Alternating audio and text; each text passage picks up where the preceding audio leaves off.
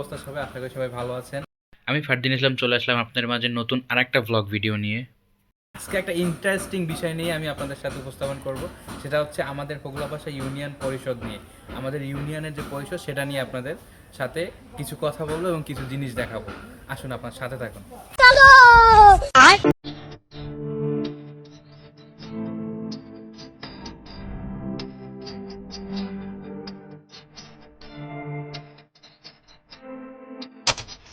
Hello guys, আজকে আমরা চলে আসলাম আমাদের সেই ঐতিহ্যবাহী বোলপুরের সেই হোগলাপাশা ইউনিয়ন পরিষদ, যেখানে এসে আমরা দেখতে পাচ্ছি আমাদের পরিষদের উপরে রয়েছে সুপারি, নিচে রয়েছে মানুষ।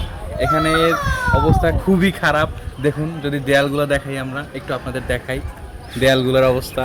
এই হচ্ছে আমাদের ইউনিয়ন পরিষদের দেয়াল, এই হচ্ছে ছাদের অবস্থা, এই হচ্ছে ইউনিয়নের ছাদের অবস্থা। এই একটা ইউনিয়ন পরিষদের অবস্থা, তাইলে বোঝেন এই ইউনিয়নের কি অবস্থা।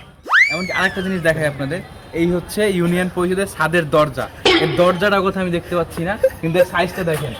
যদি এর সাইজটা দেখাই, আমার এই পর্যন্ত সাইজ, খুবই ভালো অবস্থায় আছে এই ইউনিয়ন পরিষদ। ঠিক আছে, এটা দেখে মানুষের দরজা মনে হচ্ছে না আমার কাছে, এটা দেখে মনে হচ্ছে ইঁদুরের দরজা। এখান থেকে ইঁদুর যাতায়াত করবে, তার জন্য দরজা বানানো হয়েছে, মানুষ না। এখন আমরা যাবো আমাদের এই ইউনিয়ন পরিষদের দ্বিতীয় তলায়। সো আপনারা আমাদের সাথে থাকুন, দেখুন আপনাদের দেখাচ্ছি।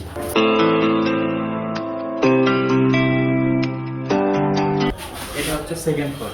আমরা একটু ডানে যাই, ডানে গেলে দেখতে পারবো এই একটা গেট, কিন্তু গেট খোলা। ঠিক আছে, আসুন আমার। এই একটা কক্ষ, এই একটা কক্ষ, এই একটা কক্ষ, যেটা মনে করেন তালাবন্দি নাই। ওই দুইটা তালাবন্দি, কিন্তু এটার ভিতরে কোনো তালা নাই। আরেকটা জিনিস দেখাই আপনাদের, কার যেন টাকার অভাব হয়েছিল, যার কারণে সে এখান থেকে রড ভেঙে নিয়ে গেছে। ঠিক আছে, এই হচ্ছে পরিষদের অবস্থা। আমরা সেকেন্ড ফ্লোরে আসার পরে নতুন একটা জিনিসের সাথে পরিচিত হয়েছে। আসেন আপনাদের সেটা দেখাই। এই যে দেখেন, হোগলাপাশা ইউনিয়নের ছাদে এটা কি বলতে পারেন আপনারা? ভুলেও এটা ইন্ডিকেটর বলে আপনারা ভুল করবেন না।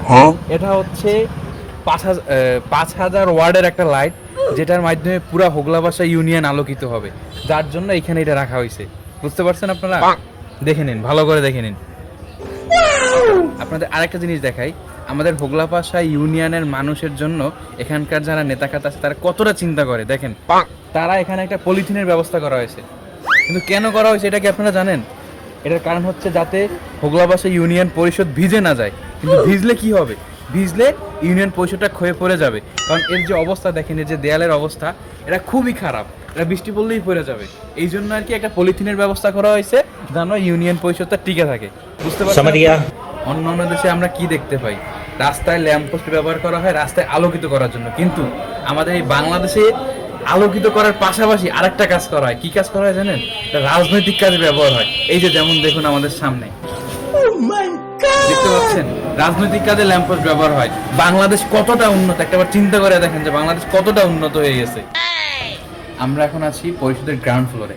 এখানে আসার পরে আমরা একটা ভিন্ন প্রজাতির পেঁপে গাছের সাথে পরিচিত হয়েছি, যে গাছে মনে করেন এক একটা পেঁপের ওজন কমসে কম 20 কেজি করে। তো চলুন আপনাদের দেখাই সেই পেঁপে গাছ এবং পেঁপে।